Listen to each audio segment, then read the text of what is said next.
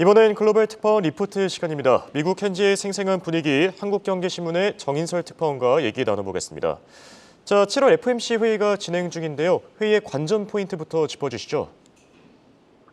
네, 다 아시는 것처럼 우선 0.25%포인트 인상, 베이비 스텝을 밟을 거라는 건 거의 기정사실처럼 돼가고 있죠. 금리 선물 시장에서 베이비 스텝을 밟을 확률은 98%, 99%를 왔다 갔다 하고 있습니다. 중요한 건 이번이 라스트 스텝이냐가 라스트 스텝이 될 거냐인 거겠죠.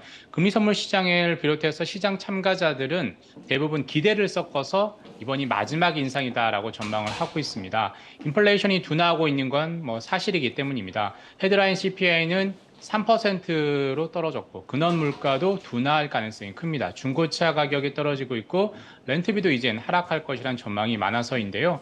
하지만 여전히 불확실성이 크죠. 인플레에 대한 승리를 선언하긴 누가 봐도 아직 이르다라는 겁니다. 우선 물가의 기저효과가 사라지고 있습니다. 지난해 높았던 기름값으로 인한 기저효과가 7월 이후부터 약해지고 있죠. 엎친 데 덮친 격으로 국제 곡물가가 급등하고 있습니다. 극한의 폭염과 폭우에 러시아의 흑해곡물협정 파기까지 겹쳤기 때문인데요.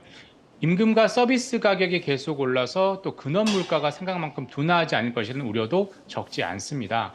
파월 의장을 비롯한 연준 인사들이 이 부분에 대해서 어떻게 생각할까요? 매파와 비둘기파로 나뉘어 있기 때문에 그게 금리 결정에서 다른 생각으로 표출될 수 있겠죠. 0.25%포인트 인상에 대해서 만장일치를 이루냐?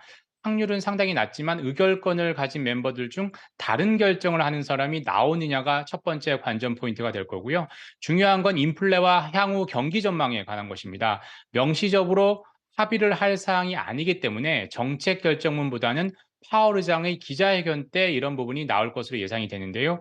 향후 금리 인상에 대한 힌트 부분이 무엇보다 중요합니다. 금리 인상 가능성을 배제하지 않고 데이터에 기반한 판단을 하겠다라는 원론적인 열린 결말 정도로 얘기를 하느냐, 아니면 인플레의 불확실성에 좀 더 방점을 짚고 답변을 하느냐에 따라서 당일날 증시 향방이 결정될 가능성이 큽니다.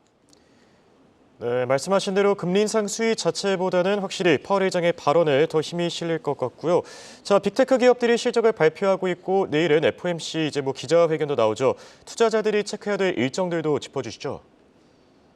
예, 말씀하신 것처럼 오늘 빅테크 기업들의 실적 발표가 이어졌습니다. 오늘 장 마감 후에 마이크로소프트와 알파벳의 실적이 발표가 됐었죠. 알파벳은 예상치를 웃도는 매출과 순이익을 발표해서 주가는 마감 후 거래에서 급등을 하고 있고요. 마이크로소프트도 기대 이상의 매출과 순이익을 내놨습니다. 하지만 아직 AI 사업이 본격화되지 않았기 때문에 그 관망세로 마감 후 주가는 하락했다가 다시 지금 반등 중에 있습니다. 내일 보잉과 이베이, 모레 인텔과 맥도날드 실적이 나오고요.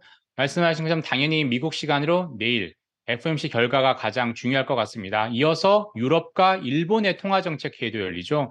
모두 FOMC 회의 결과를 참고할 겁니다. 한국 시간으로 27일 목요일이 특히 중요합니다. 새벽 3시에 FOMC 회의 결과가 나오고요. 27일 한국 시간으로 27일 밤 9시 15분에 유럽중앙은행의 금리 결정 회의가 열립니다. 미국, 유럽 모두 베이비 스텝이 예상되고 있고요. 다음 날인 금요일에 일본이 통화정책 회의를 열어서 마이너스 금리 계속 유지할 거고요. 통화 완화를 계속 이어갈 가능성이 큽니다. 중요한 지표도 잇따라 발표됩니다. 한국 GDP가 어제 나왔고요. 한국 시간으로 목요일 밤 9시 30분에 미국의 2분기 성장률이 나옵니다. 연율 기준으로 전분기 대비 1.8% 성장할 것이라는 게 시장 컨센서스인데요. 실시간 GDP 예측 플랫폼이죠. GDP 나오는 2분기에 2.4% 성장할 것이다 이렇게 예상을 하고 있습니다. 이와 비슷한 수준으로 나온다라고 한다면 미국 경제는 여전히 강하다. 연착륙 기대가 더 커질 수 있겠습니다. 중요한 건 물가, 특히 서비스 물가, 임금이 중요하겠죠. 인플레가 잡혀야 연착륙이지 그렇지 않으면 더욱더 힘들어지겠죠.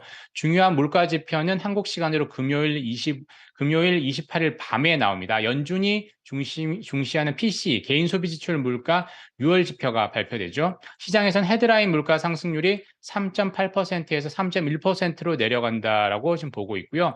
만약에 2%대를 기록한다면 서프라이즈급이 될 것 같습니다. 더 중요한 건 근원 물가겠죠. 근원 PC가 4.6%에서 4.2%로 떨어질 것이라는 게 시장 컨센서스인데요.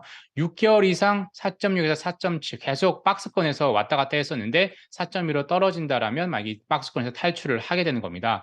PC랑 같은 시간에 ECI 고용 비용 지수도 발표합니다. 파월 의장이 극찬했던 지표인데요. 노동시장의 비용을 보여주는 지표죠. 고용 비용을 총망라한 지수입니다. 이 역시 계속 박스권이 있었습니다. 전분기 대비 1.1에서 1.2% 상승을 계속 수개월째 해왔는데요. 이 수치가 둔화하는지를 잘 살펴봐야 될 것 같습니다. 전체적으로 보면 한국 시간으로 목요일과 금요일에 대부분의 이벤트가 몰려 있습니다. FOMC에서 파월 의장의 입과 그리고 그 다음날 근원 PCE와 ECI 고용 비용 지수를 잘 살펴봐야 될 것 같습니다. 지금까지 워싱턴에서 한국경제신문 정인설이었습니다.